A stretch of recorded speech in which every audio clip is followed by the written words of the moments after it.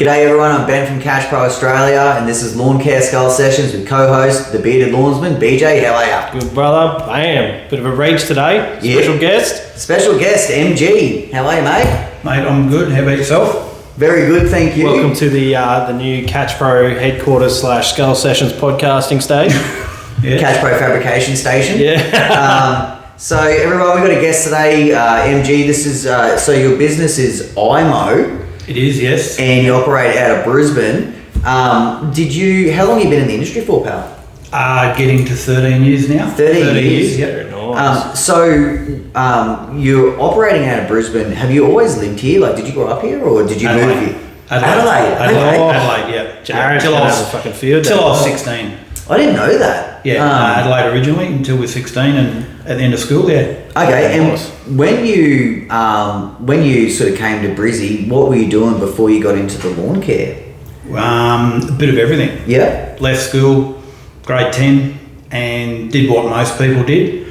Mucked around and just didn't know what you were going to do for a living, right? Yep. You know, went from this job to that job to the other job to this, and just always was unhappy. Yeah. And did it just get to a point where, like, did you work for any other lawn mowing companies, or did you? No, great, completely fresh. Yeah. Out of the box. Yeah. Oh, Yeah. me too. Yeah, completely. Didn't know anybody. Didn't know what I was doing. It just sort of it started. There's something that started behind the scenes to get me going, but it was just an accident, really. Yeah, and I mean, it wasn't so much of an accident for me, but I know that I was in a situation where, like, I had left school early, and I mean, I didn't even really get to do anything else. My dad at the time had kind of said, like, I'm sick of my job, I'm going to start this up for you, and at least I had that, you know what I mean? So, but at least you made the decision yourself, like, you know, I'm going to get to, you know, and you obviously tried a few things. What sort of things were you doing?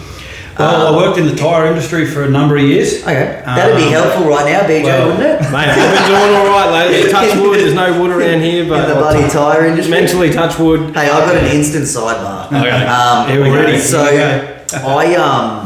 it's not that, you know, fascinating or anything, but I am still doing dump runs from this house just with old tenant stuff, and so I've got my trailer there, and my wife has been ripping stuff out upstairs, just blinds and stuff, and she's just been heaving them out over the veranda straight into the trailer. Yeah. So the other day, I needed to go and pick up. You were borrowing the Skag, and I needed to go and pick it up from the other place. And I've had a look, pop tyre. Oh, And I'm like, pop tyre on my trailer, and I'm like, for fuck's sakes. And I've had a look, there's a big dirty screw in there.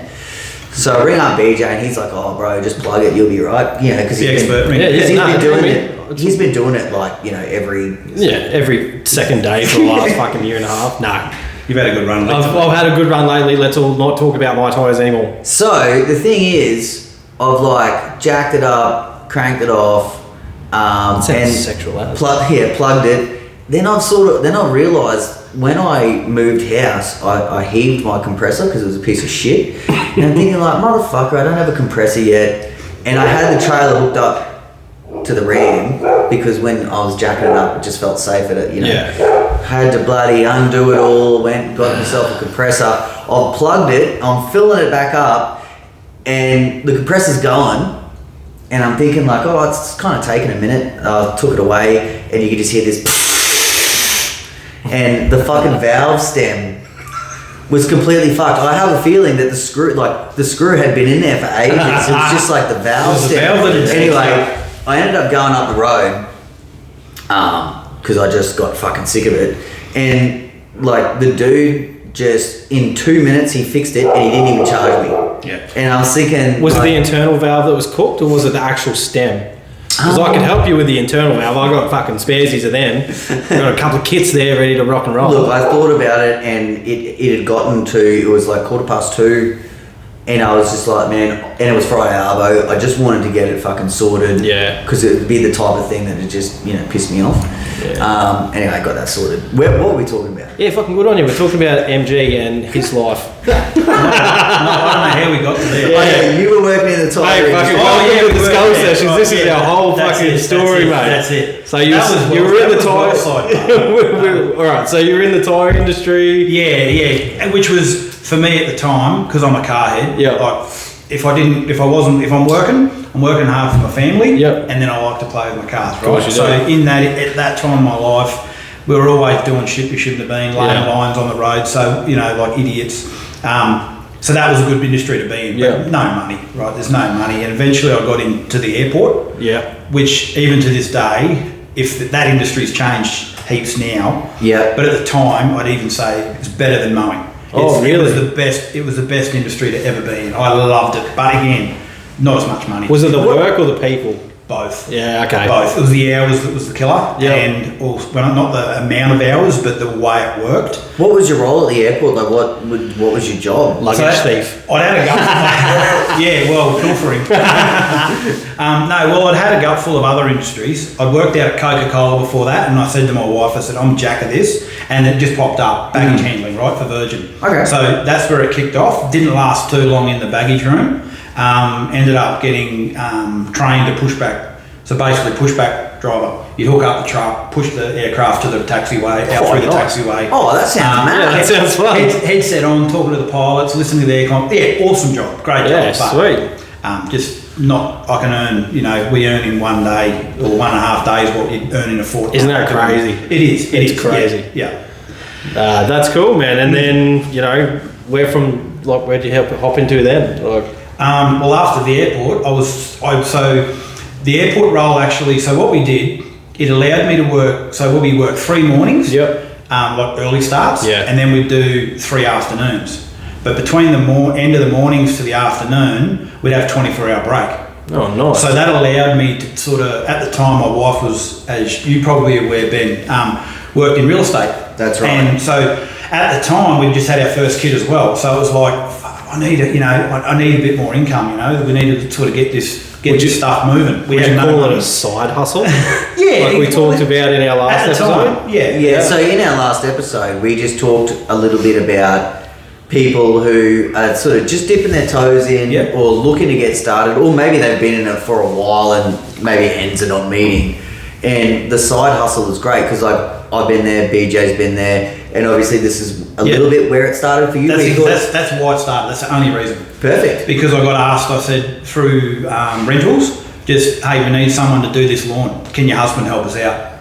And I had grabbed the Victor from home, put it in the boot of my XR6, with a bench shaft snipper, and went and did the job. Filled up the wheelie bin, and that was that job. And it just sort of progressed to that, to then I decided to register a name, and the rest is history. It sort of just snowballs from there once you get going at the right time. And I mean, we know who you are, and we'll tell the rest of that story. But especially when I look at your business now and the equipment that you run and everything, geez, you've come a long way from that point. From that initial story. Yeah. So it's a great story of like how you can start something. Do you think sometimes when people are starting businesses, maybe it's good to not have that super high expectation and to maybe think to yourself like, okay, maybe I'll just try this and not even see where it goes. Like I'm just really going to think about it. 100%. 100%. I think if it's that trigger that goes off in your head when you find the right thing where you go, I actually like what I'm doing, and just push it and just see where that goes. Yeah, that's what it was. That's the biggest difference. I mean, they say that if you like what you're doing, you'll never work a day in your life. And even though this industry does have some of that, I know it definitely has a huge opposite side to it. Like I've been doing things before. At the moment. I've been doing things before. I've been thinking like, why the fuck am I doing this? And like going crazy. How long were you operating and still working in the side hustles? Probably 2 years. 2 years, okay. Yeah. And did you make the leap like in summer, or was it winter, or was it just? No, it was what it was at the so we had we went to job share at the airport. They were trying to cut back. They're trying to they're trying to outsource our jobs. Yeah. So me and another guy, he did. I can say it now because he's passed away, unfortunately. Yeah. But a guy I was working with at the time, he's trying to dodge child support. Oh yeah. So what he wanted to do was he just wanted to work the afternoon shifts, and so we shared a full-time job. So I did the mornings, and then I had 6 days off. So that allowed me. So now I've still got I've still got half a full-time job on the side. Yeah. And that just allowed me to keep propping up with the mowing. Yeah. And then eventually it just got to the stage where I just had no time for work, and business was going 100 mile an hour. Now, did most of your work come from your wife, or did you start advertising, or letterbox dropping to start with? A lot of the big jobs at the start, like the cleanups and those types of jobs, which I do zero of now. Yeah. That all came from for the first probably 2 years or so, from not just my wife, but a lot of real estate in the area. Yeah, I just smashed them, emailed them, dropped letterheads, did all that stuff like everybody else has to do. Yeah. It's good. Like, obviously, she'd have connections in the real estate game as well. Yeah. So, foot in the door is always networking. Yeah. Networking, man. Straight back to top of the fucking food chain, that one. I mean, I remember with me, sometimes it's an awesome blessing, sometimes it's a burden, because especially with real estate work, it's very demanding. Hey, we're getting photos this day, or, whatever the case may be. And, when you're dealing with, like, my wife was a property manager. Right. And then my old man was a real estate agent. So it's all right. You're doing stuff with them and it's fine. Then you get one of their work colleagues, and it's different. It's different. It's like, like, I know we did some of the bond cleans. Yeah. And then someone would come back, and I remember a lady saying, like, there's a fingerprint dirt mark on the light switch. Oh yeah. Can you go back? And she called me from the fucking house. Yeah. And I'm thinking, like, why don't you just fucking get a fucking wet wipe out, or whatever it is that you got in your handbag? Do you mind just giving it a quick dab for me? Like, and I fucking had to go back and do it. Yeah. Not my fucking job. That's their attitude. Yeah. Yeah, and it's just like, so sometimes it could be a little bit of a burden. Yeah. But I guess that's just people. Did you? When you were doing mostly residential stuff at the time? 100% residential. And just bigger blocks, smaller blocks, or just whatever, everything? Anything and everything that I could get, but I couldn't probably for the first, I always knew where I wanted to go with it. Okay. But I didn't know really how to get there because I didn't know anybody. Yeah. I just sort of, as long as the bills were getting paid and the lawns were getting mowed, that was my priority, but I always knew that I wanted to be on the ride-ons. I wanted to be doing, like, my ultimate goal even now would be to sit on the big wing roller mowers and do fields. Yeah. Like that's, if you said to me, that's what would you want to do, that's what I would like to do. So that's what I'm working towards. Yeah. Until you pick up a 40-acre property and then you realise you get over that real quick. I can imagine. No. Especially when there's fucking torrential 2-week shit rain. Oh, wow. 2 weeks. I actually took a photo of that job. A couple of weeks ago. I was coming out of Firestone and that bottom corner that you mow, I took a photo. I was going to G up and go, hey, you fucking missed a bit. Oh, but that was obviously the wet spot. Yeah, well, that is the wet spot. That's that bottom corner is a fucking absolute mess. I think it was your Instagram post I shared with was it Kermit, and it was and it was, I'm glad it's rained this year once for 60 days and then other time for 40, 24. Yeah, just cracked me up. So true though. No, but you were showing us some of the fucking struggles you've been having, but we'll get to those later. But so what did you start off with? Like, you've got an amazing setup now. Yeah. But what did you start off with? Just your base? Just before we get into that, can we just what's your Instagram for everyone? Because everyone can go check this out. It's really cool. Just iMOW Brisbane. iMOW Brisbane. Check it out on IG. iMOW like the iPhone, and then so no capitals or nothing. Just one word. iMOW Brisbane. Yeah. So check that out on Instagram because it's a pretty cool setup. We will get to the rest of the setup and equipment, but for now, the old school. What did you start off like? So you said that when you when you did that very first job, you just pulled the Victor off. But when you started buying equipment, what did you start out with? Our local, I had to go see our local man Charlie good old Charlie. Good old Charlie, Is that Manly? Do you still go see him? No. I went down there the other day, actually. We had a... I tried to sell it in a Catch Pro, that didn't work. We had a big falling out one day. I've picked one of my Hondas up. At the time, I was probably 8 years younger now, and I've picked it up. You know how heavy they are. He had me so irate. I've picked it up, put it over my head, and threw it on like full size 216 straight over the cage into my trailer at him. Like I was fucking rapeable. Anyway, but that's another story. I won't go into that. But yeah, no, he was good for me at the moment at that time because there's actually a funny story I really like to say because it sort of highlights how uneducated I was at the time. Sure, hit us with I bought my first blower was a McCulloch from Bunnings. Yep. Look, if you don't know anybody in this industry, who do you go to and go, hey, what brand do I buy? You don't know, so you speak to your dad or you speak to your neighbour, and you obviously the crap they run is domestic and it's cheap, right? So I kept going to Charles, it kept shitting out, and he goes, if you fucking bring me this blower again, I'll never answer your phone call again. Like, do not ever bring me this shit back again. Because it had been in probably 3 times and I'd probably paid like $79 for it. So, yeah, that was a big learning curve for me. Yeah. And then obviously he sold Tanaka. He did. Tanaka. That was all blower, brush cutters, hedges, all that. That's where we went. I used to run, that would have been where I picked up, everyone must have had a Tanaka hedger. Oh yeah. Did you have one? I had a Tanaka hedger, because they were everywhere. They had a twist hand. Yeah. They were everywhere locally. Before my time, boys. I had a Tanaka snipper too, which I absolutely loved, and I believe I even threw it away too early. Like I think, because I wasn't that mechanically minded. Yeah. And now when I look back, I reckon I probably could have saved that. But what I used to love about that Tanaka gear was it was all compatible with Shindewa and, so... You come and have a look at my graveyard. Yeah. I've got a shipping container full of... Really? Oh, mate, I've probably got 30 brush cutters and hedges just sitting in there that are just half... Like, you could if you could be bothered. It's good. You got the space, mate.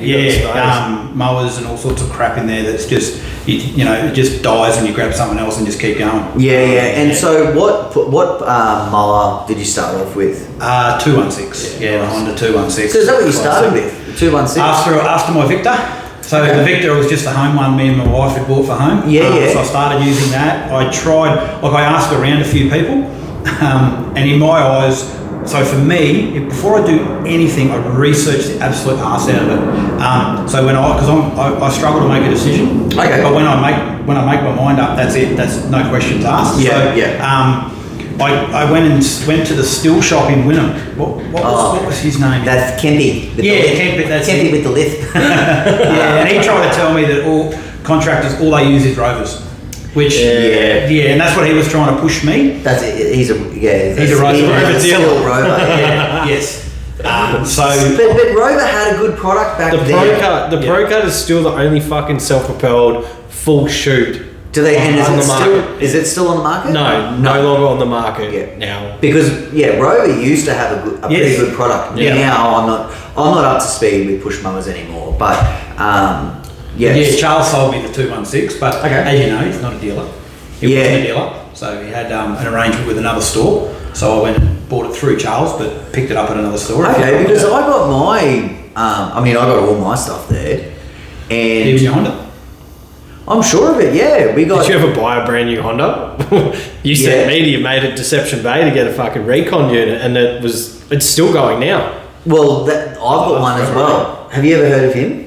Who's that? He's at Deception Bay, right? And he's just an old retired guy, and he does up all the old Hondas. Oh, wow. I've got about 6 of them, so that'd be a good idea. Yeah, so he'd probably buy them. Yeah, he would buy. He would buy them because he'd be getting them. I got his last 195. Yeah, because you were all about the 195, eh? Like. Yeah, because for me, it was just like, I don't know, full shoot, no blade brakes, none of that. Like we haven't done push mowing in years and years and years. But when you go to do a push mower, you just want something that'll fucking work. Yep. And what I was experiencing was when Honda was changing over to all of their stuff, Tyson was getting all of the machines, And he's saying in the dewy mornings, this is clogging up, and this is happening, and this is happening. I was like, man, I'm staying away from that shit.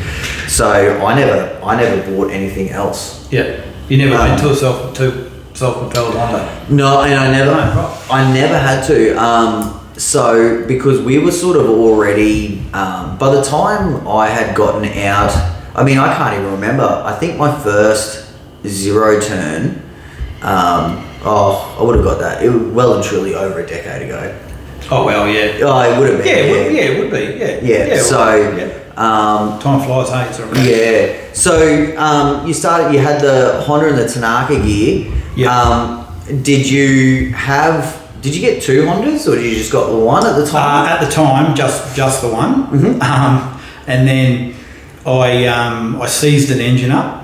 Because again, I had no one I could lean on to ask me. So my old man told me he changed the oil every 2 years on his mower. Oh, okay. So, it's the same old stuff. Yeah. And honestly, I was dumb as dog shit at the start. I had no idea what I was doing. So, I just never changed the oil on my machine, and I just seized up a Honda engine. Yeah, wow. So I ended up going with one of those Chinese copied ones. Oh, yes.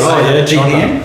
TDP? Whatever it was. Yeah, TDP, I think it was. Because I just couldn't. I was obviously no cash behind me at that stage. Okay, It lasted about 18 months that first mower, and until I ran that into the ground. Then I ended up pulling the good Honda engine off that and putting it back on my original one because I hadn't worn it out yet, right? Yeah, it's the motor that was fast. Yeah, that's right. So that's where we went for that. Yeah. Okay, cool. So when did you get your first employee? Whether it was someone that was coming in casually or someone just giving you a hand?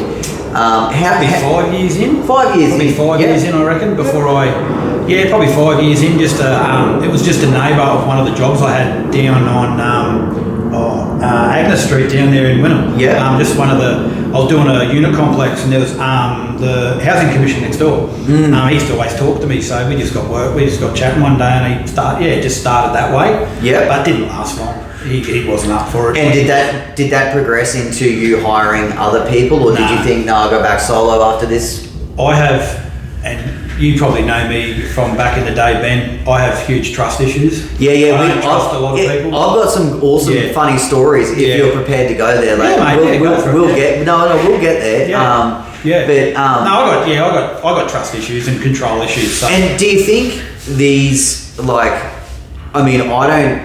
I don't know you that well, but is it more of like the control part of it rather than the trust part? Like, you seem like it's someone who's I've seen your work, and it's very, very particular, very pedantic, and that's one thing, even that when I've discussed with other contractors, how, like I've always said, one thing I do like about MG is that he still has a lot of pride in his work, because I don't always have pride, or I haven't always had pride in a lot of my jobs, but my work at Rusty, it wouldn't matter if he was picking up a dog shit. It would be done fucking perfect. And, I think, in today's day, it's kind of a lost art, isn't it? It is, yeah. Not everyone is doing things perfectly anymore. No. And it's because of that hustle, the fuel prices are going up. The time is money. Pressure. All of this stuff. Yeah. Interest rates going up 0.5% today. Yeah. And is it just much more the fact that when you see someone on a whippersnipper and you're paying them, and you just see they're just not doing it the way that you want to do it? That's the issue. Yeah, I think so. For me, well, where we've got to now, that's why my stepson, my son Alex, he's 24. He works for me full time now and has done for the last 5 years. Right? Do you guys have a good relationship? We do now. Yeah, we do. Honestly, it was. I'm the hardest person in the world to work with. I know that. But Alex is. He's over the top OCD than me. Okay. Right. So he has to be told this one thing 100 times. But when the penny drops, he doesn't care about what it costs. Like, he's not worried about the hours. He's just worried about doing it exactly how I've told him to do it. Wow, that's exactly it's exactly like Rusty. Like, I know if you left Rusty at a site, and this is not bagging on Rusty at all, because everyone should know by now, I absolutely appreciate the hell out of him. Yeah. But like, if you left him on a side and said, start this garden, trim this stuff, grab the weeds, pull the leaves out, then move over to this garden, you could come back and only one thing had been done. Whereas if you had stayed around and you said, hey pal, can you just first trim this shit? And then in an hour, I'll come check. Yep. That, okay, pal, we're getting ready to wrap that one up, move on to the next thing, and he just needs to be monitored at all times. 100%. But everything, you never have to worry about the quality. Yep. It's all about, you know, how, like I remember when I used to work for Shorey, we used to do the Waterloo Hotel. I've had a crack at that for a couple of times. Everybody has. Tyson's had it. Yeah, but had my fingers in that. Only lasted about 3-4 months. Yeah, so when I actually did it with Shorey and Tyson, but anyway. Right. When we used to go in with Shorey, he came from a horticulturist background, and he would hand us a fucking pair of secchies, and he'd say, go around to every single shrub and trim the dead leaves. So me and a mate of mine, we're just fucking sitting there going like, Detailing. so fucking, Detailing. you know, and like it never felt like we were making a difference. Someone like Rusty, oh my god, I would love, they would be thriving in those conditions. Yeah, you can tell like zone 6 at that village, it's all big, very tight hedges, and you walk in there, it's like a fucking castle. It's like it's like the queen lives in that corner of the village, because that's so like everyone, the days that he goes. For everyone that doesn't know, like Russell now doesn't actually work for me anymore. He works 2 days a week at the village for BJ. Yeah, he's working there today and tomorrow. And I had packaged up some work for Russell to have for his own now. That's why if you hear BJ, that's why if you hear BJ complimenting him. So and he does an excellent job. I was going to get him to do some work here. Yeah, no. And then I was like, nah, fuck that. He'll be here a week. Yeah. He belongs to me now. It's a property. So you sort of said that you did you try any other workers? Like did you go through a few? I did. Yeah, I did. I've had well, your guy, who's with you now. I think you've had one. I've had a brain snap. Rob. Yeah, Rob. DJ. Yeah. I've got a really horrible memory. But yeah, I've had DJ work for me for a while. I've had Rob work for me for a while when he was really green, like when he was just out of school sort of thing. So yeah, I've had probably 6 or 7, I suppose, over the journey. That's not actually too bad. No, that's about it at all. I would have had more than that. I've had more than that already. Have you ever punched any of your workers? Yeah. You two share a bond. Yeah, not happy about it, but it does get to that point. It made me feel better. Oh, 100%. Sometimes it's... Like, he really fucking deserved it. Yeah. It was just awkward for me. I wouldn't do it unless... Yeah, it was just awkward for me because we're related. Yeah, me and Alex have got into it a couple of times where I've had to grab him and hold him up against the... This is back in... Wouldn't never have happened in the last 3-4 years, but back at the start where it's like... You reckon he'd be over now? Fucking listen. Listen. That's all I want you to do is just listen. Acknowledge what I'm saying, and that's... Yeah. But no, he's awesome. But these days, you know, I'm talking like the last 5 years... If you punch someone at work, you could get really busted for it now, mate. Yeah. Like I reckon as little as 5 years ago, you could punch someone and you'd be sweet. Yeah. But it was accepted. But now, like I remember, I talked last episode. I worked part-time at the Moreton Bay Boys College. Oh yeah. This is going way back. And I remember he used to Shinkle. Yeah, Shinkle. Yeah, that's right. And he used to kidney shot like in the back. Who did this? Des, he used to punch me. Oh yeah, right. Yeah. You know, when I was fucking around or something, like he'd be, you know, and he. Well, you know his background. Yeah. So, you know, but his old job. It toughened you as a young worker. Prison guard. Yeah. Yeah. So, great guy by the way. Yeah, 100%. And I've leaned on him a couple of times over the years. If he wanted to hurt me, he wasn't trying to hurt me. He was just trying to make a point. Yeah, he was just trying to, you know. So, I don't know. I think sometimes there needs to be more of that these days. I didn't have that. I had all the bros in the freezer throwing fucking frozen pies and frozen chickens and shit like that. It was wild, man. You'd be driving along on your forklift and all of a sudden you get hit in the back of the head with a frozen pie. Fucking 420 hertz, eh? All of that safety training just goes out the window. All the frost used to gather around the blowers on the roof. That was terrible. It was fucking shit. And the boys would wait for me to cruise through, and this big dude, Micah, would just stand underneath and go, "Oi, BJ, get fucked!" And he used to throw a frozen chicken at the roof. It used to hit the roof, just bukkake. and it was just like a fucking sheet of snow would just fall off the roof. You know what we used to do? We used to have guys working for us, and we'd set them up on a big push mowing section, and we might have 2 guys mowing and but just one grass bag somewhere. And we'd wait till they've turned the corner, and maybe they had to empty their grass catcher, so they had to walk just around the corner, and we'd quickly turn their mower off and hide it somewhere, and then go back and watch them. You see them walk up, and they're like, and it's just funny seeing their reaction. Like even when they know that you're playing a joke on them, it's still funny because they're like, he's playing a joke on me, but seriously, where is it? Well, I can see where I left it because the grass is cut, the grass is not cut. So, the only other thing that I used to do with some of the workers is, when a dog shit it turns white? When it gets real dry? Yeah. And when you hit it turns to dust. I haven't seen it. So you used to be like, shit in a while. you used to No, because they don't put all the crap in the food anymore. I think it's because it hasn't been fucking raining. Yeah, it hasn't had a chance to dry out. But I always remember I used to be like, "Oi, come over here." And just as they start getting close, you just ghosty your mower through and it just goes. Imagine the health and safety officer. There's 3,000 and 30,000 million fucking bacteria just shot up that man's nose. Okay, so back to the show. Would this have been around the first time that you started looking at ride-ons, or not quite yet? Did you soldier on through a little bit before you got to that point? I think I went for the ride. My first ride-on was Walker.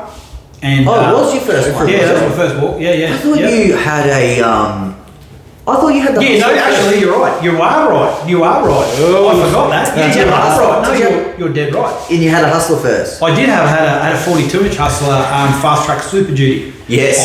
That's right. Sorry. So some of the jobs we were starting to get into, we just that little bit, it was still only me at that stage, just trying to take some of the load off, and that was about all I could afford at the time. That's all right. And that was still, that Fast Track Super Duty, they're discontinued now, that particular one. Yeah. But that was a fucking excellent mower back then. It was. I won't fit on it anymore. No word of a lie. That was part of the reason to go to a bigger machine. Was because I was just getting too fat for the small one. Well, I tell you what, I think the same about you on your old Clipper. Dude, 100%. Funny how you just look like a fucking idiot. What about when I got on that Bobcat when we did the demo for Bobcat, and you're like, "Fuck, BJ, you actually fit on that mower." I was like, "Oh, come on, I would not have said that." I'm pretty sure. There's no way I would have said that. He knew he was thinking of some fucking fattest there said it. Oh, that's right. It would have been me too. I would have had to ask for the largest set of tyres. And it's funny though, still on the dials, it doesn't fucking hit my Richter scale. Yeah, you're like, you're trying to I'm just like, checking on the dial. I'm like, I'm too fat. Not this one. When you first had that ride on, were you just doing lawns with it, or was it mainly like block slashes or bigger jobs? Was it for... Never did any lawns with it. Okay, so it was all just the gnarly stuff? So do you remember that on Wandle Road, do you remember that job I used to do? I reckon we've probably part ways. So if you turn on Wandle Road on the big bend where they've just knocked the old house over where the doctor used to live, on the inside of the corner, they've put 4 brand new houses on that corner. Okay, I can't picture... Sorry, not Wandle Road. Not Wandle Road. No, sorry. Come up where Wandle State School is, where the lights. Yep. Turn left. What's that road there? What's that? Oh, that's Stannard. Yeah, not Stannard. Okay. Randall, that's the one. Yep. Yes. You remember that one? Oh, yeah, I do. Yes. Yeah. So I'd mow, so you asked the question what type of work I would do. Yeah. It'd be like I'd mow that paddock. Mm-hmm. Remember it had a sheet on the back there, so I'd mow the paddock, but I'd still push mow around the house. Okay. So anywhere around the properties I wanted to catch, So I didn't have a catcher at that stage. So yeah, I used it for the out areas, and then that was a bit of my balance getting into the ride-on work, you know. Yeah. And so obviously, we know that you're a walker guy now. That obviously progressed into getting a walker. Yeah, and then I went to the MT. The Carby one at that stage it was. What was it? MT. You got the bee's knees, 23. Yeah, straight up high dump, all the stuff. Yeah. But I got in the 36-inch deck because with the narrow tyres, I still wanted to get through the gates. It was that part of the business where it was still kind of transitioning, and you're trying to cover everything. You're just trying to think. You know what I mean? You didn't want to eliminate the backyards, and you need 50% of your business was that work. So you wanted to go quicker, but you just didn't want to. And you got to take the heat off the legs, right? Yeah, and that's what it was for me, and it just allowed me to. And that machine did me for a long time. I actually had to buy it back last year with a 36-inch on it because my new machine I grenaded a motor in it.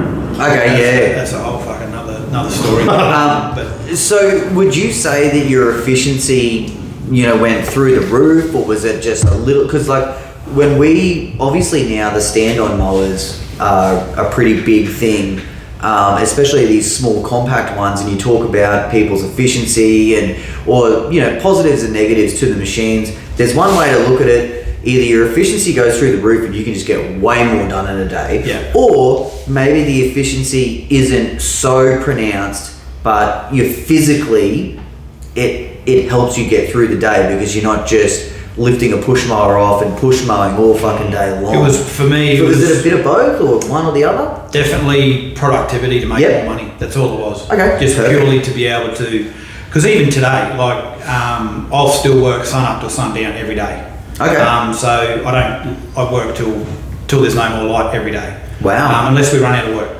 But that very rarely happens. So that's what that machine allowed me to do. Just allowed me to still get through the job. I looked at it and went, okay, I financed it, $120 a week, $340 jobs, done. That was how I looked at it. That's how. It's as easy as that, everyone. And the hustler at the time, I think it cost me $45 a week. And I went, well, I'm losing money if I don't buy it. Well, that's how it was. And even now, with the bigger gear, it's the same principle. Like if you don't have it, if you're not going to use it, well, there's no point. Like, that's right. Honestly, it's. And let's be honest, like there's shit that you would put a hustler through before you would even think about putting a walker through. Because absolutely that, and that's why I think my walkers have lasted so long. Yeah, because I've got 1,800 hours out of my first one. My current one's just clicked over 1,200 now. I've ordered a new one, so it's on the way. But they're still really good condition, apart from the engine. But that was a different thing. But the hydros and all the high dumps and all that sort of stuff on them, they still work. They're still good condition because I've been the only operator. That's another thing. That's where those things last longer. I've never had an employee use any of my ride-ons. They don't. Even my son now, he's not interested. He's an absolute gun on a brush cutter. Yeah, we work awesome as a team because he likes the brush cut. Oh, that's good. And so, the way we normally do it, if we're on an acreage, I never mow anything that hasn't been snipped yet. Okay. So I'll snip a section. If there's a section that needs to be snipped so I can mow, I'll do that, and then he snips, and then we sort of catch up. Yeah, that's right. And we've seen some of your acreages, and we've seen them before actually on Shorey's episode. Now I didn't know until you posted some photos on Instagram. Yeah, London Road. Yeah, that was just last week, wasn't it? That you posted something, and I said, "Did Shorey landscape that?" He did, because I just recognised it straight away. No, it's that's a beautiful worker there at the moment doing stuff. Are they? You should. Never-ending project, that one. Yeah, I was talking to the owner last Friday when we were there. It's a weekly job, so we're there every Friday afternoon, and they're putting in tennis court with underground car parks and bowling alley.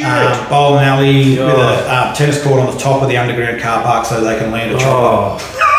They're not the people that gave you the bird, are they? Gave you the what? He sent me a text and what are they? Those macaws? Yeah. Or something? Yeah, he's got this fucking big bird. Oh, it might have been out at the back. Yeah, there might be in a cage. No, he's got it now. Right. It might, maybe. And probably was, yeah. So anyway, I do remember that cage. I said to him, I was like, you know, what's it like? You know, does the dog want to kill it? And, you know, then he's showing me videos, and this bird, like, how big are they? Like, no, they're fucking big, man. Oh, They're big parrots. So this thing, it's like a little baby, like, it was rolling around in bed with him.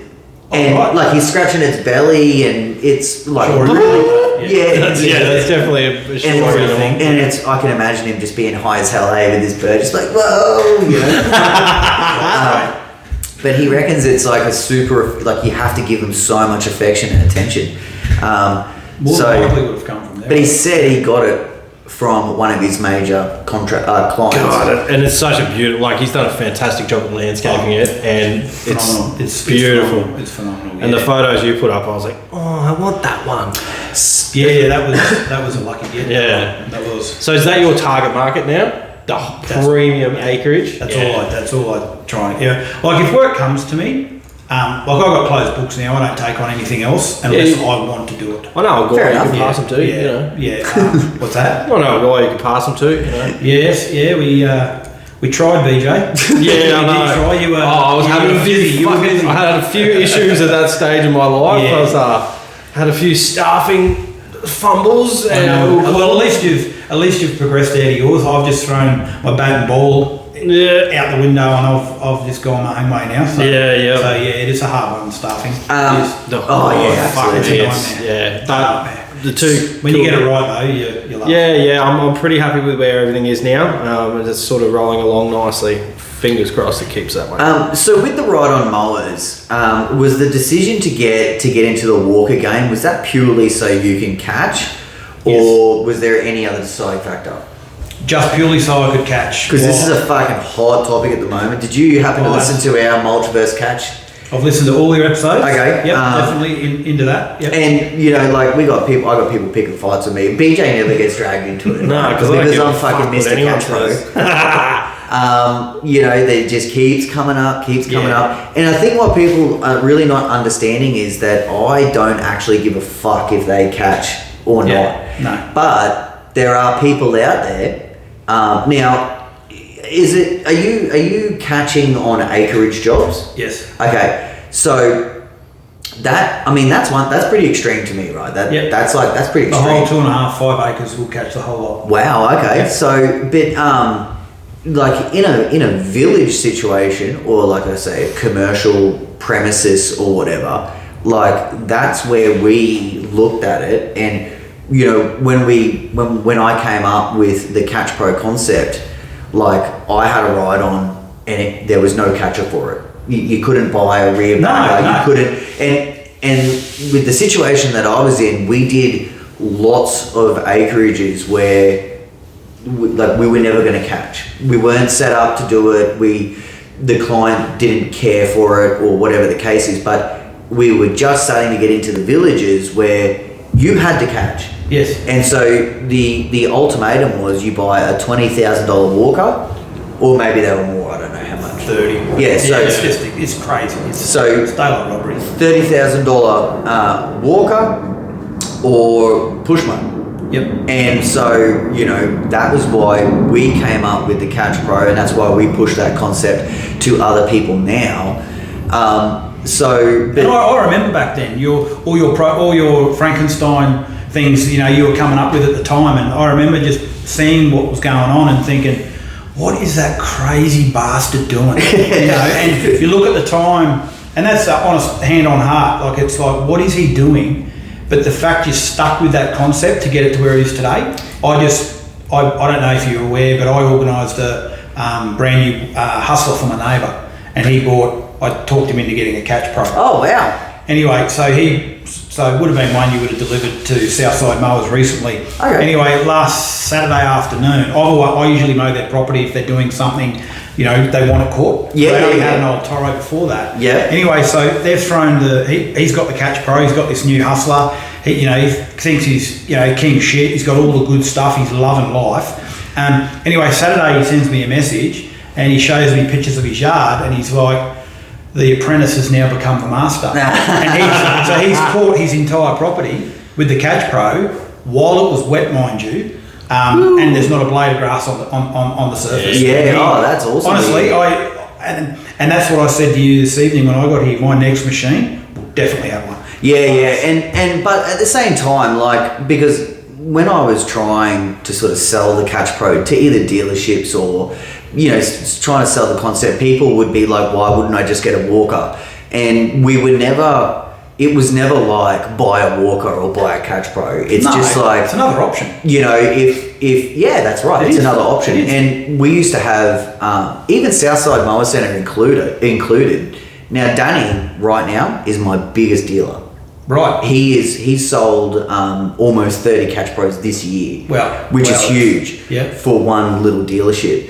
But he's a walker dealer. Yes. And for years he would say to me, mate, and you know what Danny's like. 100%. He just straight up, mate, if someone wants to catch, I'll sell them a fucking walker. Yeah. And I'm like, but Danny, it's, you know what I mean? Like, if you got a guy, it's the in between. It's for me. It is. It's the versatility for someone like me. That's versatility. I'm dropping my machines onto acreage, but then I'm also going back to my villages and I'm mowing small patches of grass. So I can take my Catch Pro off my 32, and if I have to mow around someone's house, I can throw it on my 48. Like, it's just so versatile. Now, in theory, if we all had enough money to buy a $30,000 walker and a $20,000 hustler, you know, that would be different, right? Because you can have your paddock basher, and then you can have your beautiful. Because there's nothing like, it is true, and I've seen all your work. The walker, the way that the deck floats, and its superior catching system, the way it vacuums, it fucking really nothing else really. Apart from, have you seen the Giannis? Gianni. If you have a look on, because I know you're on LMCA. The other version of like a style of side-on catching. No, it's a rear. They're like they go up to like 50 horsepower. Oh, is that the red ones with the yellow catching? I have seen those. Yes. And there's the Gorilla. Because I remember when you came on to LMCA, because it took you a little while to get there, right? I only just heard about it. And I do remember thinking, I wonder if MG's going to fucking get a Gianni. Yeah.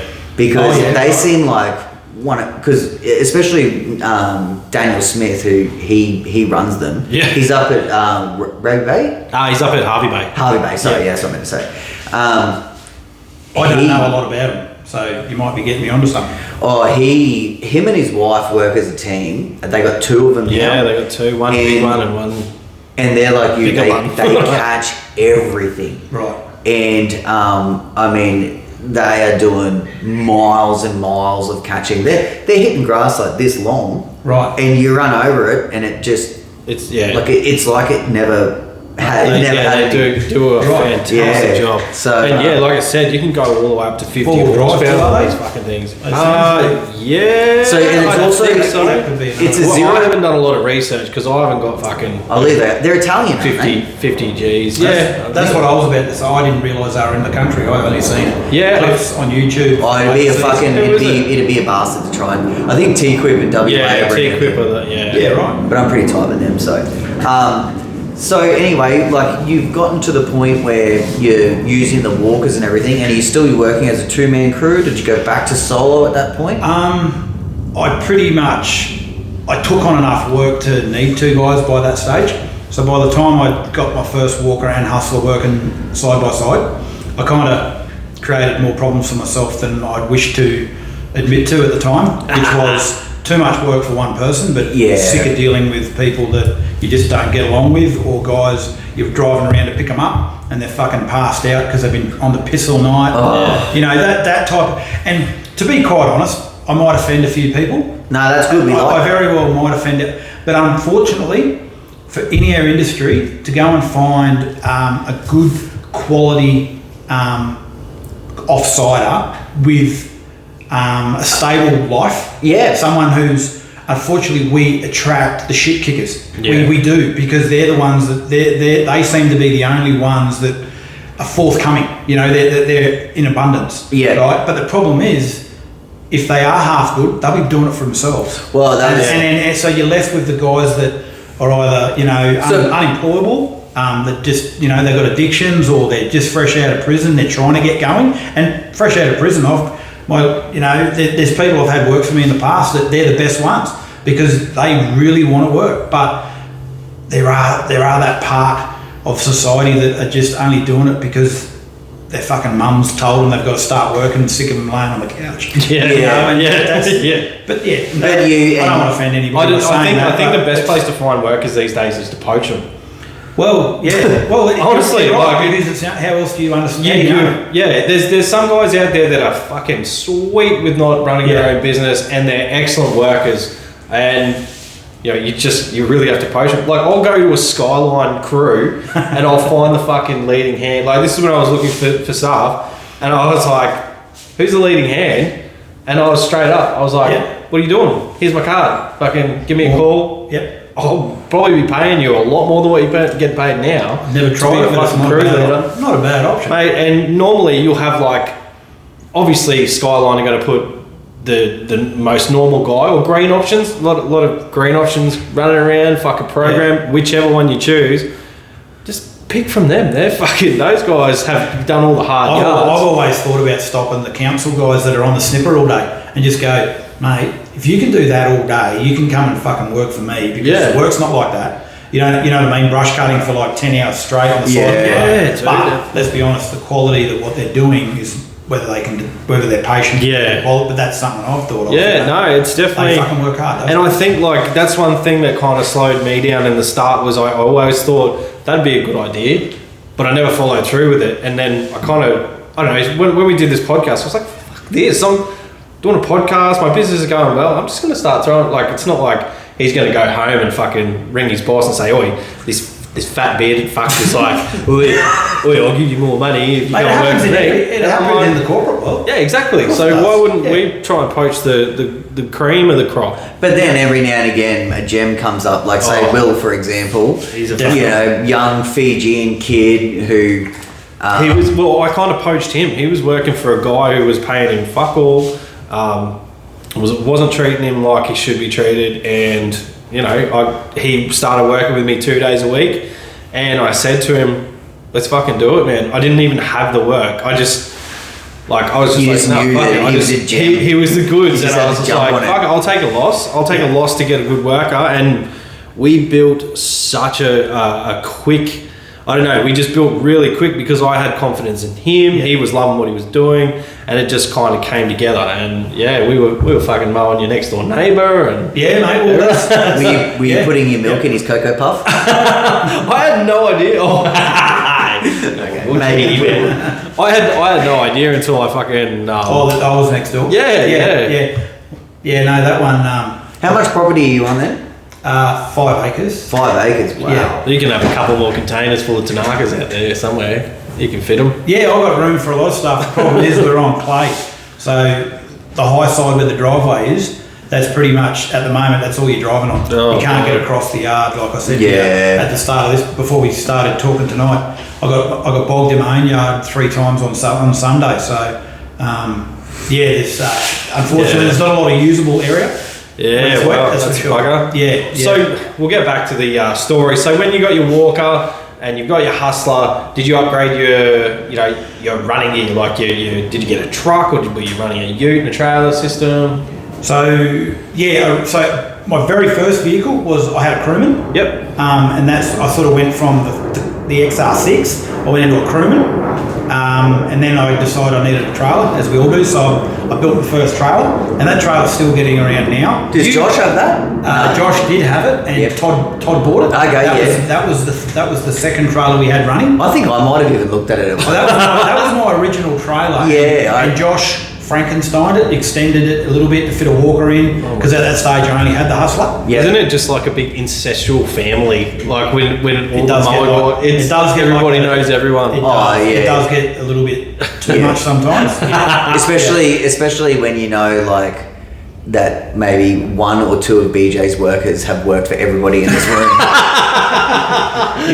Yes. Oh shit. Before you even took over my business, so you didn't just inherit them; they worked for you already. Fuck. There's a few that have been passed around, rightly or wrongly, for whatever reason.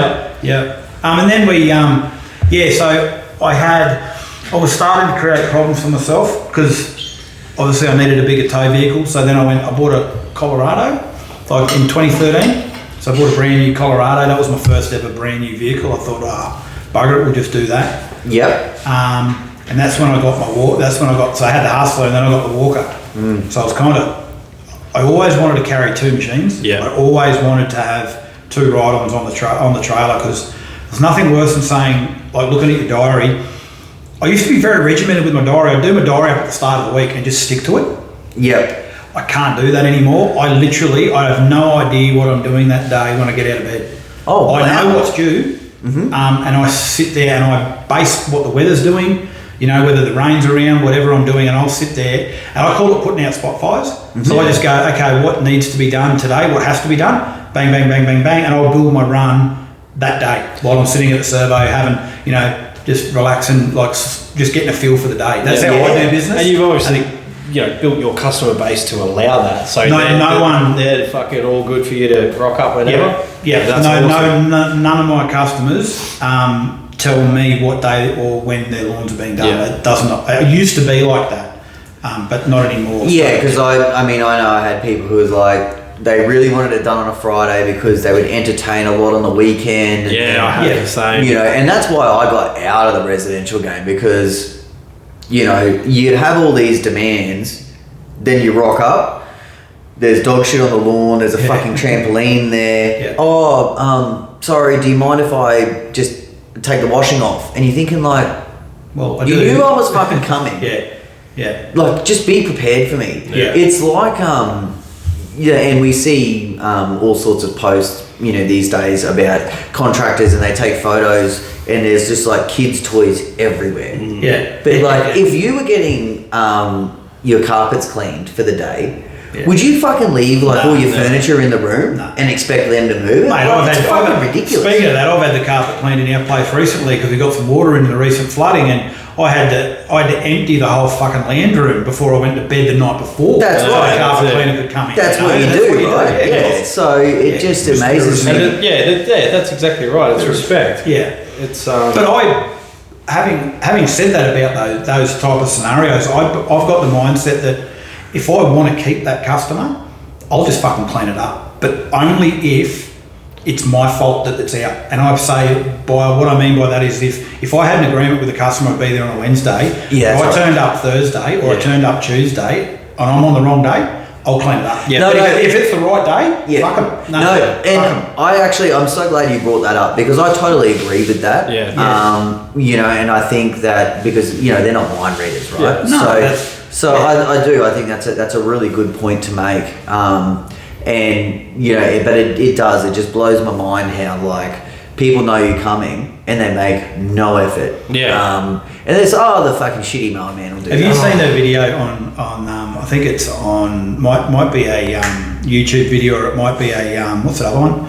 It's not your YouTube video, is it? My YouTube video. What's that one? I was thinking the same thing. Maybe is he the only one who doesn't know about it? There's the one where I cut someone off. No. Hey, well, I know about that. That's a fucking good one. Yeah, that is a good one. And I'll tell you what, he's fucking lucky that I realised it was being recorded, because it was about to go fucking pear-shaped real quick. That was a... No, there's a video, we'll go to that in a sec, but the video that I'm talking about is the dad's just chilling on the couch and the son's like, hey, fucking... The mower man's here. Oh, that's Tim. That's Tim. Is that Tim, is it? Yeah. He jumps up and then fucking pulls the hose out. Throws the shit around. Yeah. I just seen it the other day and I thought that fucking sums up the job. That's it. He's good. He's good at doing these little fucking sketches. He knows a life now. Yeah, that's I'll have to follow him. I don't know how I saw it. Maybe it's been posted. It's been posted on LMC about 430 times. He makes a killing just of lawn videos. And he's I spoke with him recently, the first time I'd spoken to him. He's a great guy. And so he's built an incredible, so everything that he mows is for free. His entire business? Tim. And he makes money off the media side. So I didn't know there was anyone in Australia doing that. I know they do it. So he's built a really incredible business. Basically, just how to's. He does some reviews, not heaps. A bit of brand placement. It's pretty cool. Like it's I don't know. He's done some stuff and with us very before. quick. Like he's grown very quick. Like he's got a really smart head for it. So you don't have to reinvent the wheel, do you, to get going big? You just got I mean, you can always have a look at it. You could be bigger than, you could be better than, or you could be different than. Yeah. And sometimes when you choose that to be different than, you know what I mean? That's like, enough. Yeah. So, yeah. And he's definitely done a fantastic job at that. But enough about that, and a little bit about your YouTube. So it's not actually your YouTube video, right? No, I got stitched up. Yeah, I got stitched up. I can't remember who sent it to me. Someone sent me a link. I knew everybody would have fucking got it at some stage. Went to ground big time then. So someone sent me a link.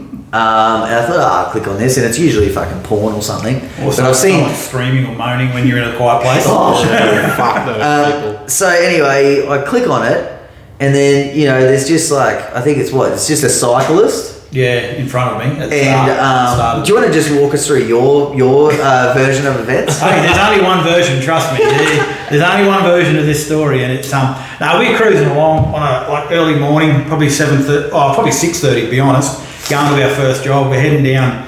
I think it's Creek Road or whatever it is, going down past the Leagues Club. Yep. And we're heading down there, and there's just this fucking cyclist. I'm in the truck, and I've got the trailer, so my trailer is 2.7 wide at its widest point, so I'm taking up the whole fucking lane. Yeah.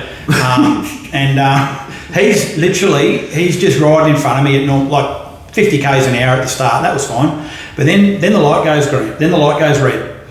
And he just starts to fucking get up on his fucking bike, and he's trying to slow down, and he's moseying on up, just taking his fucking time to get to the line. It was I'm pretty sure it was there might have been one or two cars in front that were stopped, and he's just fucking dawdling up, trying not to put his feet down. Yeah. But he was probably 20 to 50 metres, or 50 at the start, and then it goes down to about 20. And he's just fucking balancing on the bike in front of me. I know exactly what you're saying. Mate, and it's fucked. Anyway, and you can clearly see that in the video what he's doing. And you see this tiny little fucking ass just in his in the truck, and at that moment, my son's sitting beside me. We're off to the first job, and I wasn't in a bad mood. And I'm just said to my son, look at this fuckwit. And I said, what's the bet? He just rides straight up the middle of this fucking lane. And my son said, nah, he'll move over to the shoulder there. And I'm thinking, yeah, I bet he fucking doesn't. Anyway, so the light goes green. The cars just pull away, 60 to 70k zone, whatever it was. And he's just riding along, taking his time like he's at the fucking Tour de France. Anyway, but instead of being polite, and it was uphill, so he wasn't going too fast. So instead of pulling off to the side like a fucking normal human being, he decides to just ride fucking straight up the middle of the lane. And I can't go around him, there's peak hour traffic, and I'm in a fucking hurry, and he's doing 35, 40 k's an hour up 70 k's. And that's so I just gave him a tap. I just gave him a little, just not a tap, but a toot. Just a beep, beep, just to fucking, hey mate, just move over. That's all I want him to do, move over. So of course he fucking moves over, in his own time, and as I've gone past him, he's just started fucking mouthing off through the window at my son. Well, not the son at me, but my son was there. Yeah. And then obviously I fucking saw red. So I didn't break the law. I didn't think I broke the law after that. I sort of went past him and put the indicator on to make it quite clear that I was going to pull over. I could have just fucking jammed the truck over and run him off his bike, but I went, I'm not doing that. That's where the video gets exciting. Yeah, and trust me, that's where it gets good. And so I've pulled over, and then I've jumped out of the truck because he's come fucking up the side of the truck and he's having a crack at me. So I jumped out of the truck and I'm literally about to fucking let loose at him, and then I seen the fucking camera, and then obviously I wanted to pick the bike up and just throw it in the truck and take the bike, because then I would have had the camera. I fucking love it, eh? The biggest problem from that was I was wanting to transition from MG Yard Maintenance across to iMOW. Yep. And I had both businesses registered. Mm-hmm. And the idea at that time was to have MG Yard Maintenance doing all the gardening. Yep. And iMOW doing the fucking mowing. Yep. Right? And have the same logos, but just don't dissolve the business that actually got you going. Yeah. So run two crews, and that's what I was going to do. But he just pushed me into it, because then I started getting hate on my Facebook page. And oh wow! Yeah, for real. I didn't know about it. So I had to shut the page. I shut the page down for about 6 months, and then had to try. And I still haven't been able to do it. transition all the followers from that page on my new page. So I fucking lost all that content, and I lost all the. So if you try to look up iMOW Brisbane, MG, it's not there anymore. Oh, I didn't even know. Yeah, so that's where it changed. And that's the reason I changed the name, was because I was getting fucking. That's a good example of why you got to fucking keep it cool, because one fuckwit on a push bike can, force you into dissolving one business and starting, even though you were already in that transitional period. Imagine if I've got two businesses as well. So imagine if fucking TVL property maintenance was my only business and I fucking grabbed this person by the scruff of the neck and fucking smashed his face inside the Hilux. It's old. I'm not old. I'm not old. I'm 42, but I'm old school in my mind. Whereas if someone's out of line, just fucking put them back in line. But you can't do it anymore. There's cameras everywhere, and not even cameras. Everyone's fucking feelings are very, very easy to hurt. But even I reckon footy's got it summed up. If you look at whether it be NRL or AFL, the little bloke would never go up to the tall bloke 20 years ago and fucking chirp up at him, because the big bloke could just knock him out the next contest. But now there's cameras, he can't do it. And society's exactly the same, so they get away with it. And the cyclists, love them or hate them, I fucking hate them. Just from that, I got a bad taste in my mouth. Well, it happened to me as well. I was on, I don't know if it's Birkdale Road or the one, it's where it goes over the little bridge, and I think there's 2 lanes there now. Ricketts Road, yeah. It used to just be 1 lane. Yes. And I can't remember, I think I had the truck and trailer at one point, and I didn't think I did anything wrong at all, but I've obviously come way too close to a cyclist. Had no idea. I went over the other side of the road a little bit, but obviously it wasn't enough. So this dude's flipping me off and doing all sorts of stuff, and I've noticed, and it just immediately slowed down and just started fucking with him a little bit. Because you're there. No, because I didn't know that I had come too close. I still don't obviously I didn't come that close because he's still fucking riding his dushy, right? Yeah, he's still. So anyway, I just took off, and on that trail. So I have to drive all the way, and I was heading back to Loda. So I've had to do the whole, Whites Road down there. Oh yeah, you were heading that way, yeah. And he's done the little, inland trail. Oh, across the So he got to Whites Road before me. Right. And he's just sitting on the side of the road with a camera. Oh, he knew where you were going. He obviously knew where you were going. Yeah, he fucking knew where, Right. So as soon as I've seen him, I've just pulled straight in. And I was like, give me the camera. And he's just instantly got back on his bike, and I was chasing him. Anyway, nothing ever really happened. He was a bitch. He rode off, but I just couldn't believe it. Oh yeah, they love to provoke you. But luckily that was the days. He had a legit camera. It wasn't a phone. It wasn't a phone. He's probably camera. out just to fucking legitimately piss someone off and get footage. Well, I just couldn't believe it. I just couldn't believe that he was waiting for me. Yeah. He knew he was waiting for me. And I don't know what it was that he wanted to do, because he didn't do anything. He didn't say hey, you came really close to me, or whatever the case is. But they say the rule is that you have to change lanes now. Basically, you do. You have to go half a metre into the next lane to pass a cyclist.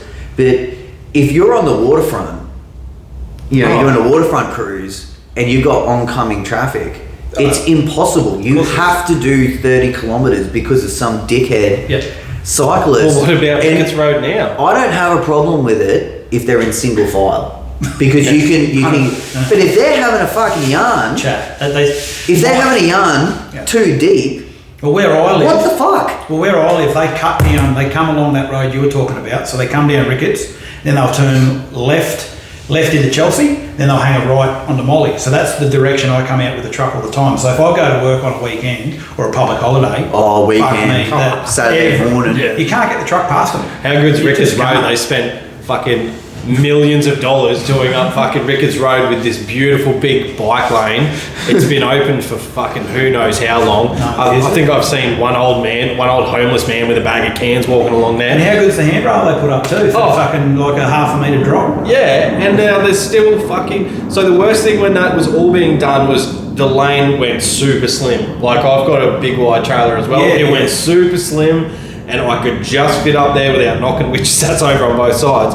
And they'd already built the bike lane. Oh, yes. And the fucking cyclists were still riding on the road. I was like, what the fuck is Isn't going that the on? most over-engineered bike bridge? Oh my God, I've seen? you seriously? I thought it was going to be another car bridge to widen the road. Well, that's all what the I way thought they through. were going That's to what do. it looked like. Yeah, Fucking idiots. bike lane. But I've had my window side mirror punched in at the children's hospital when I was reverse parking into a disability spot. So I pulled up, light was red behind me, so I was like, sweet, I've got lots of time, I'll fucking reverse in. I'd been reversed in, and then all of a sudden I heard a boom, and I was like, what the fuck was that? And this old man in like a full suit had like either punched or kicked my side mirror, and I went to pull out, and my wife's like, no, we're going to be late for the appointment. And he was just like mouthing off on the way. I was like, fuck, that just is just the worst. I'm literally pulling into a disability spot. And Why did you do it? Because obviously I was coming in and I took too much time to get in. Oh, shit. Yeah. Short-tempered. Short-tempered. Because the light behind me was red, so he obviously ran a red light to get through. And I've seen cyclists cruise through red lights on Ricketts Road all the time. Yeah. So it's, you know, they must just be like pumped up. now there's obviously good cyclists out there that follow the rules and shit. My ones wife's that cousin actually had her hips smashed in because she was riding in she's actually a triathlete, and she was riding, and this guy was sick of waiting, and he just reversed out into a group of cyclists and fucking nailed her. Yeah. And I'm like, I only respect the ones that don't wear lycra. Yeah, they know it's not a training drug, is it? No, like they're like lycra. Ones that are riding to work or something. a couple of years ago, I was working out at the port, and I was like driving along, and there was a woman. She was riding, and she had a rather large booty, and I just happened to look, and she wasn't wearing any underwear, and the sun was shining directly onto her bum. And that's it was awesome. completely see-through, and I was like, Why would she do that? I was like, That's not appropriate. I was She like, did that for us. I was like, ah! I like swerved because I was like so distraught. I was like, ah! Have you ever been driving and you see like Yes. one and you're like, damn, you got a nice ass, and then when By the time you pull over and get your dick out, she's gone. Or in most cases, he's so, gone. So then, but when you get up close, you're like, oh man, that's a dude. Yeah, straight And away. you could have sworn it was a shit. I know. That's never happened to me. That's never happened. So many times I've been like, whoa. Yeah. And because they shave their legs as well, so it's like, I feel so dirty, eh? sometimes. I still finish.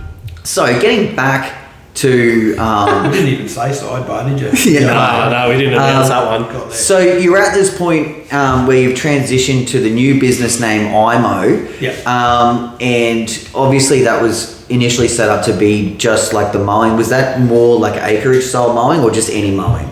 The initial concept. Yeah, the initial concept, the plan was to be just the mowing. Okay, Yeah. and, even if we had a job, the plan was even if we had a job where there was mowing and hedging in the same job, we would do the mowing and the hedging the other crew would come and be there at the same time. But I fucking hate hedging. Okay. I hate it with a passion. But completely. Are you any good at it?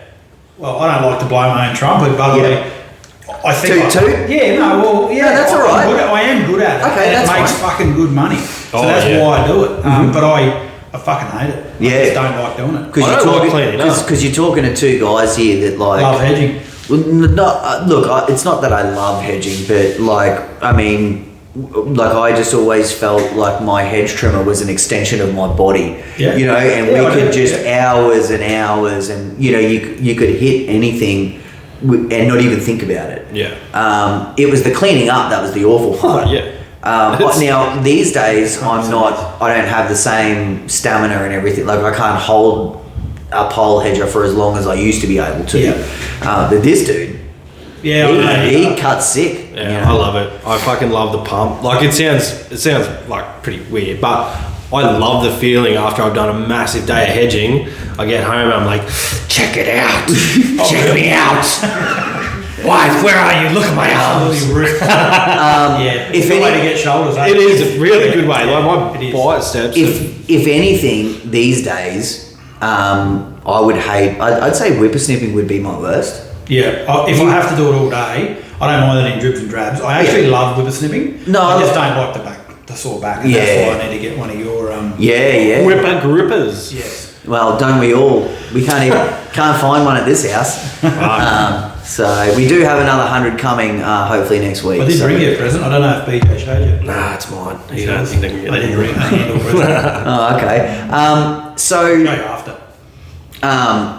This new part of the business, like with the iMOW and everything, Yep. did anything else change? Like, did your business structure change, or was it simply just a name change? Just a name change. Okay, just cool. a name change.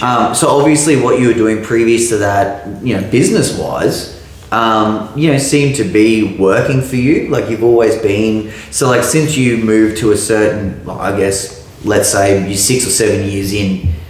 From that point onward, you've always been profitable, and you've always found it to be a great income. Yes. Yeah.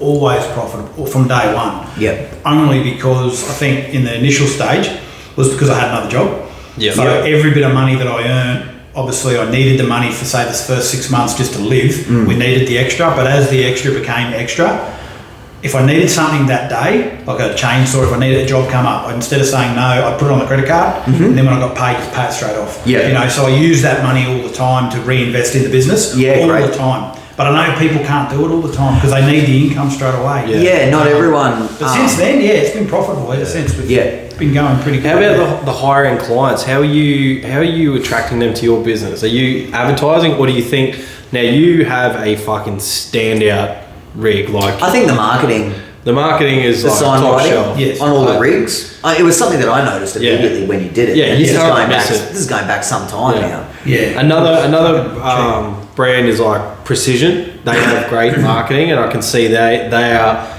sort of around the same sort of territory as you. They do a lot of high-end acreage jobs. They're good guys too. Yeah. It's just purely just like I think I could see the writing on the wall with the Wynnum Herald. Like that was obviously where we all sort of had to fight each other. Yeah, it's basically like it was just like a pissing contest every couple of weeks. You put your ad in there and you have to fucking pay the extra to get red writing. And That's what you said in one of the previous ones, isn't it? Yeah, so because I used to, when I advertised in there, I only used to advertise for ride-on mowing. Yeah. Because not everyone was doing it then. Yeah. And I know Farmer Pete. Oh, he's probably still in there today if he's available. And he used to, I remember he only used to run ads for spraying weeds and like all your bindi and clovers and stuff because he had enough mowing. Yeah. Like he's He always wanted the cream. He wanted the cream. Yeah. Yep. And I do always remember, and it was what Shorey taught me when because they used to be in there too. Yeah. And everyone has like, all your ads, and some people have this, right. And he just added an orange line, like a border, and then a blue one. And it just makes the ad pop. Yeah, definitely. And, but these days everything's completely different, And I think, like, if someone says to me, if you said to me today, do you know somebody do you know a good Tyler, right? I'd say, look in the local paper, because if they're advertising, they want the work. Yeah, Right? that's a great point. That's what I've always thought. So when I needed the work and I would take fucking anything, then the paper was a good option. And literally, I never said no to any job I ever got. I never, whether it was gutter cleaning, fucking gurneying, like anything. I've done, like you mentioned before, you've done a couple of bond cleans. And back in the day, I remember one job for the real estate. We had the people that lived there, they just fucking left. Apparently they had form of doing it, like filling the house up, and then they wouldn't pay their rent for 6 months, and then they'd get kicked out, and then they just fucking leave. Like literally every knife and fork, every shoe, every pair of fucking clothes, everything was in the house. So I had a few of those types of jobs, where you put a skip out the front and just fucking empty the house. Yeah. So we did those things, and that's coming out of the paper or through a real estate. But I thought to myself, all I want to attract is quality. All I don't want to attract people that are getting their lawn mowed because they have to. That's right. I want to attract people that are getting their yards done because they want to. And for me, I pride myself in the lawns, but also when I go out in my car, I want my car to be clean. It represents who I am as a person. And I wanted to work for people that thought the same about their yards. So I figured that if I could come up with I needed a big rig to carry what I had, but if I can make it look appealing to people with money that want someone to do their yard. Fake it till you make it, right? Like, pretend you're fucking an expert until you become.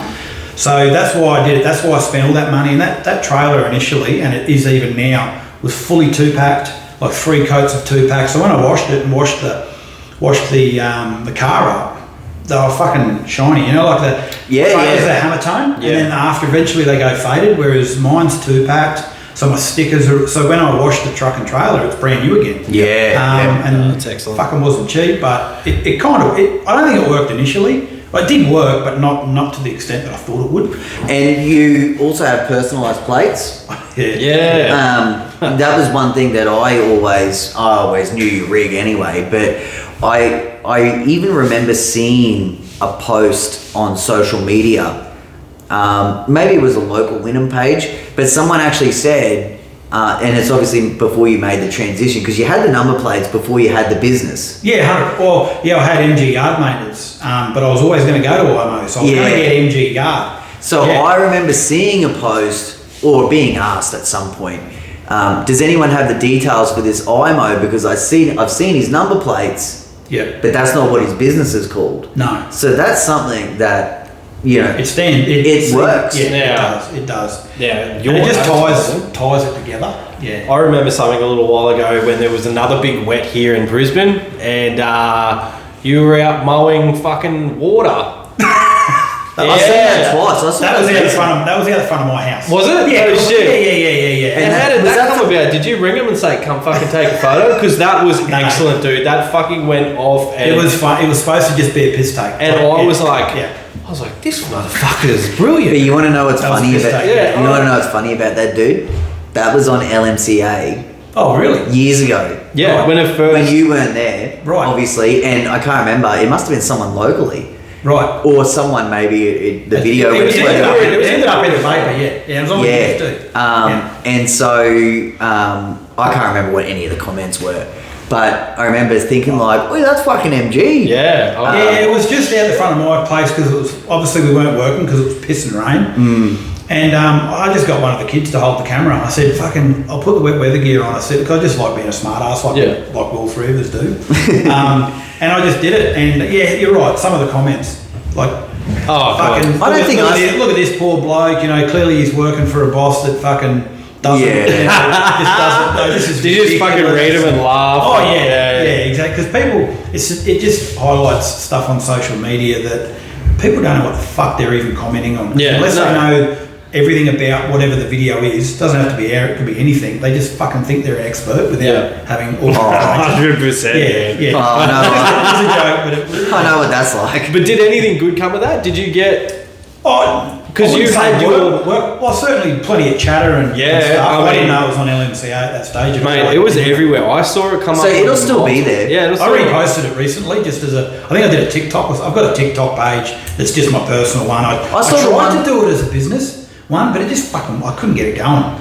Yeah, I'm not a fan of TikTok. It's not working. Fuck around with it. Yeah. I think TikTok's more for like people that like Tim, who does like edited. It's for your influencers and stuff. I don't think it's a good way to pick up clientele. No, definitely not. I don't have any of my stuff for clients. Like if you were trying to get Facebook and Instagram page. Well, see, I've got a personal Instagram page. Yeah. I've got one for my car that I'm building. Of my car, just only about car content. Yeah. And then I've got my business one. Yeah. So I try to keep my personal stuff separate because I don't ever want customers relating my personal life to how I am in business. Yeah, so I try to separate that. That was why I never had a Greenscapes social media, because I just didn't want them to, see my personal Facebook page and it's like freestyle rap videos or correct. Like you don't. It's just not. It's none of their fucking business, but it's not good for. Like I used to share those.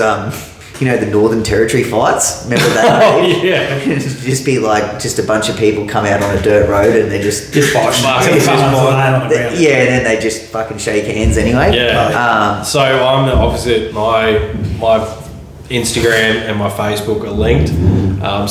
Anything that goes on my Instagram, fucking throwing the whop out there, goes onto my Facebook page. Yeah. Well, mine's linked. Is it? No. So I've got Instagram iMOW.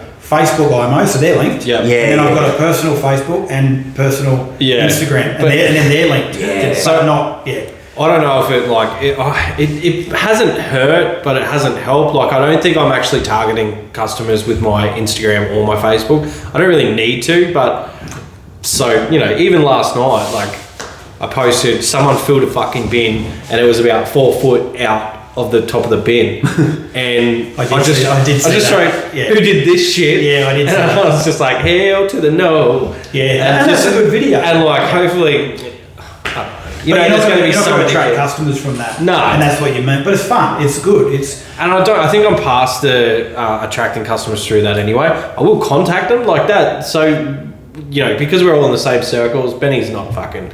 He doesn't mess with any of the local pages because you're not on the mowers anymore. No. And you never really did. You never needed to. But last night, you know, your name came up in the thread. My name came up in the thread. Your books are full. Now I've got the boys working. It's winter. I can always throw another one on the books. I remember. Oh, you get that? Yeah, exactly. Well, it's fucking... In 2010, it sold for $2.3 million. It's right on the water down at Wellington Point. And in my mind, I'm like, that'll be a nice job. But also, it's like, that'll be good content. Well, that's the other thing as well. And that's why when I said before, if I choose the jobs, that's what comes into it as well. What's going to photograph up really well? Yeah. Because I don't use...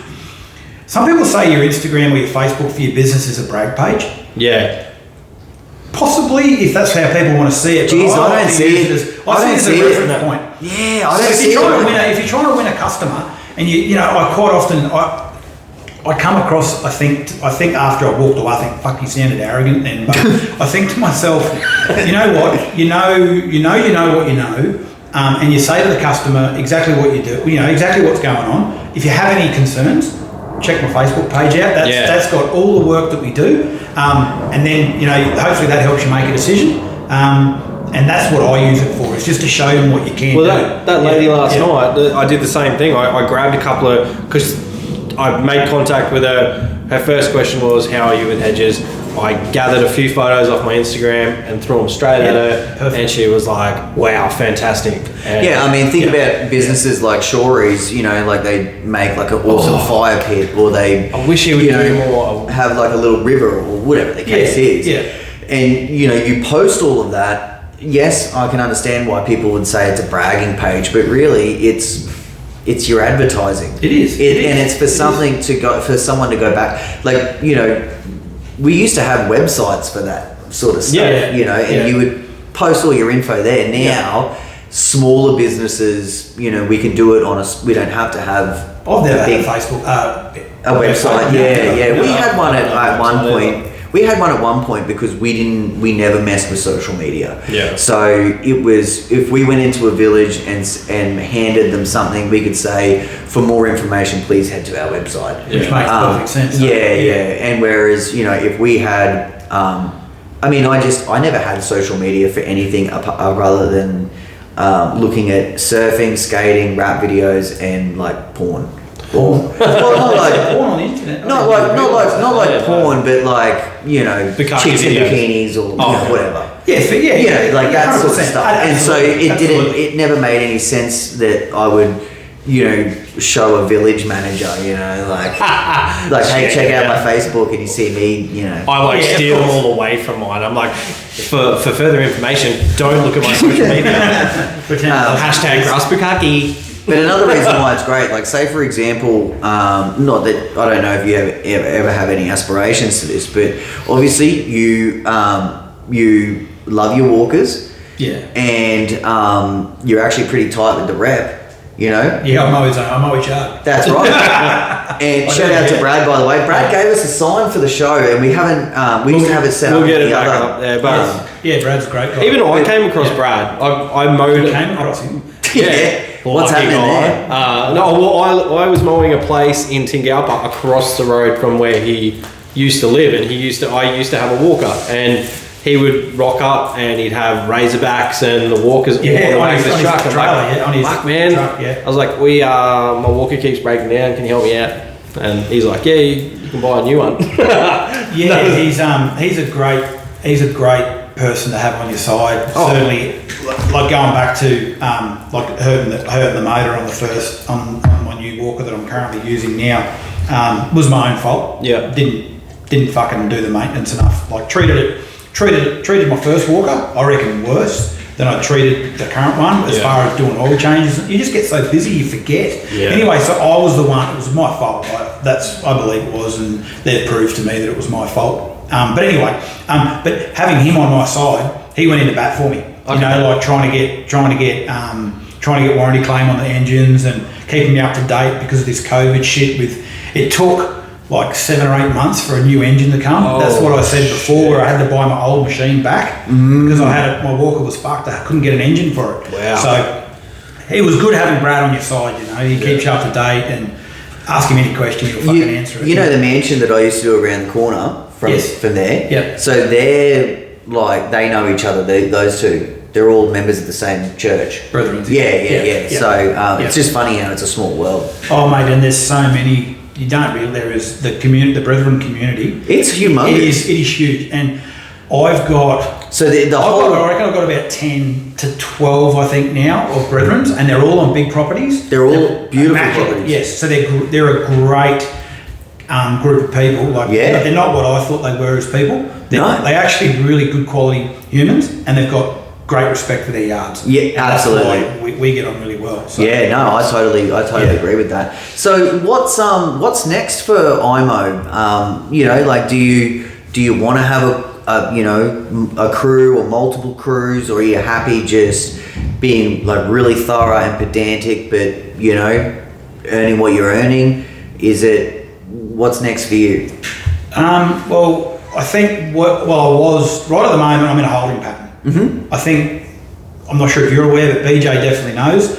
Recently, I had another truck and trailer on the road for about a year and a half. About a year and a half it was going. So we had, and I won't go into the details of what happened because I'm still kind of a little bit confused actually in the nuts and bolts of what went wrong. But it went wrong, and that happened about 3 months ago. So I gave away 95 customers. Holy moly! That crew was doing. So I had all my domestic stuff. So me and my son, we've moved into the big jobs, right? That's all we do. I'm not interested in small stuff. I'll take it if it's a really good quality one, you know, like it's just one that you want to do. Yeah. But so they were doing all that, all my original jobs that I still had from 12 years ago, some of them. So they were doing that. Now, since I said to you before that I've had a few workers, I can't deal with the drama. I just can't deal with the fucking lies and the not turning up for work and the want from a staff, you know, from people that just want more from you. Anyway, the idea was to have a day where I could, in winter, have a day off. Because I've never had a day. It's fucking, ever since I've started, I just, Monday to Friday, and at the start it was Saturdays too, right? So that was the idea of getting the other crew going, and that's gone sideways. So I've just, in a holding pattern now, I'm going, well, I just didn't have the energy or the will to try and find 2 new guys and do it again. So I just gave that work away. I know I could have sold it, but I just didn't feel right about selling it because a lot of the customers, I reckon they're friends. You know, like people that have developed to be friends, and I don't want to sell that shit. So anyway, I gave all that away. My son, he works for himself 1 day a week on the weekends after working 5 days with me. So he went through my list of customers and took what he wanted, the quality ones that he went, okay, that works for me, that'll link up to a different. So he did that. The rest of them, I gave them away. So I just told them I can't do them anymore, and they found their own guys. I tried to give them to BJ, but man, BJ was obviously full as a goog already. Fuck! I wish I had the capacity, or the staff at that time. But so at the moment, I've just got I've got another walker on order. So that'll just replace the one that I've got, and one I'm using now will become my second one. And yeah, I think just try to get more and more quality customers, and then as I get the quality or the higher payers, the better hourly rates and stuff like that, I'll just sort of filter the ones at the bottom. And there's not a lot there anyway that I want to get rid of. But if the right, like what you said something before that really hit the nail on the head, where you said you found a guy but you didn't have the work. Yeah. So if the right guy fell out of a tree, I'd take him. Yeah. And then I'd build again. But I'm just not going to put myself through the hunt. Yeah, I'm over it. And because once you get to a certain point in business, right? Because I know it happened to me. I used to sell runs all the time, and I used to downsize and try and be a solo operator. Yeah. But once you get to a certain point, the opportunity is just so much bigger. Yeah. And every time I tried to downsize, I'd pick up, a 7-acre commercial lot. Yeah. And now I need another worker. Yeah. And then, you get sick of that after a little while and you downsize, and then a 40-acre property comes on. Or, it's crazy. Well, I've got another village that I've got a guy that works for me 3 days a week. Oh, wow. So I kind of forget about that sometimes. Yeah. So I got a whole other trailer as well. So a brand new trailer we had built. It's all signed, written up like the big one, but it's smaller. He does that village 3 days a week for me. It's gone to 2 days a week now because it's gone to winter. But I make enough money out of that to be happy. Like more than enough. I think I'm doing pretty good out of that. And he just picks a trailer up from my house. I bought all the new gear, loaded the trailer up, and he just comes to my house on a Monday, picks it up, drops it home. Wednesday does the same thing. I don't even need to get involved. I said to him, I went 50-50 on the day rate, and said, providing I have no problems, that's your money, and I don't want to know about it. Just fucking service the client, and it works awesome. Yeah. Like if there's a major issue, I go down there and sort it out, but I don't need to most of the time. It's just he turns up, he treats it like it's his own job. That's excellent. He sends me an invoice on a Friday for the 3 days, and so I pay the invoice. And does he have a mowing business that he does the other? He does, and not a business, but he does do bits and pieces. He'd like to have his own. He's got a few jobs that he does regularly. So that's where I would love. It's one of those scenarios where you'd love him to just take on the rest. I'd love all his business to just fucking fall over, so he could come and work for me. But you can't push that on somebody. So you could go and round up some of his sabotage some of his jobs. So no, if he came to me and said, look, I want to work for you full time, there's a fucking job there. We'll build around him. Yep. That's good. But at the moment, I'm happy with what I'm doing.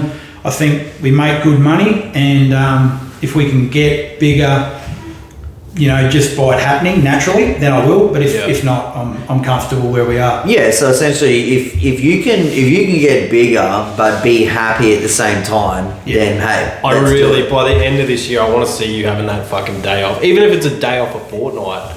Well, I want to see you punch someone. What the day off for me in winter allows, because my son plays A-grade footy, right? So he has to mow all day on a Sunday. Yeah. Right. So my idea, what I want to do for him, because I don't want him to have to leave me because he's got too much of his own work. Yeah. He's very loyal, but I don't want to hold him up in life either. What I want is if I have a day off, he can work for himself 1 day a week. Yeah. He can make his $1,000 a day. Yeah.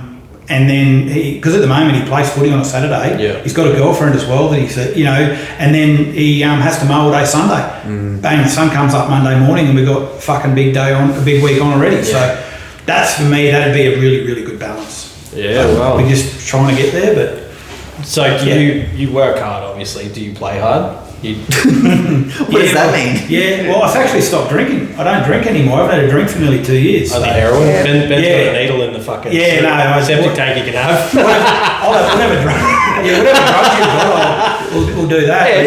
Cut up some wines after this. Fucking we're not making that much money. I don't really drink anymore either. Nah. It's not. I don't know what happened. I just one day just wasn't enjoying it. I just stopped. Yeah, I think as far as party, that was what my partying was. Yeah. See, I'm lying because I drink more now than I used to. Because where we live now, there's a big balcony, and my wife and I, having so many staff, it is a more stressful. We sit down together, we fucking debrief. During the week we have a coffee. Yep. On the weekend, on a Friday night, we'll sit down. She'll have a couple of gins, I'll have a couple of bourbons, and that's. And then you see what happens, eh? It's the other reason I drink. That's the only. Well, see, I'm married to a Scottish bird, right? Oh. So she fucking drinks every night. So literally, I'll sit down now and drink my Pepsi Max can, and then and she'll have 2 or 3 glasses of wine, so she's happy. But I used to just drink because she was drinking. And you just sit there going, yeah, have another one. That's what I'm always like. She can handle her alcohol. I was like, go for 3 hours. Isn't it fucked She can how the handle way it. isn't it fucked the way that we have to talk, like these are our wives, right? And we're talking about scoring, you know, like I haven't said that yet. Yeah, I fucking won't, because she'll hear it and I'll be dead. I would, no. Lou I'll actually let you listens boys to dig the hole. I'll just put the soil on. Yeah, Lou listens to this, My wife so doesn't she'll listen. fun. I mean, Oh, she's just upstairs. No, She can probably she hear. hears me talking all day long. Yeah, She don't want she to knows watch. She don't what's want to watch me. No, but you know what? I think that if you thought that she would be really upset about what you say, I don't think you'd say it right. Oh, of course not. Oh, I think I'm just confident that She won't hear it? I think I'm just confident enough that to know that Morally confident. she won't watch. So let's hope that, yeah, let's hope she never gets amongst it. So, all right, well, I think we're ready to Yeah, put a man. bow on this episode. I Thank want to you so thank you much. so much for No worries, thanks for having joining me. the Skull Sessions. Thanks, brother. Cheers. This has been MG from iMOW in Brisbane. Don't forget to check him out on Instagram. You can also check out TVL and at CatchPro. Until next time, we are out of time. peace.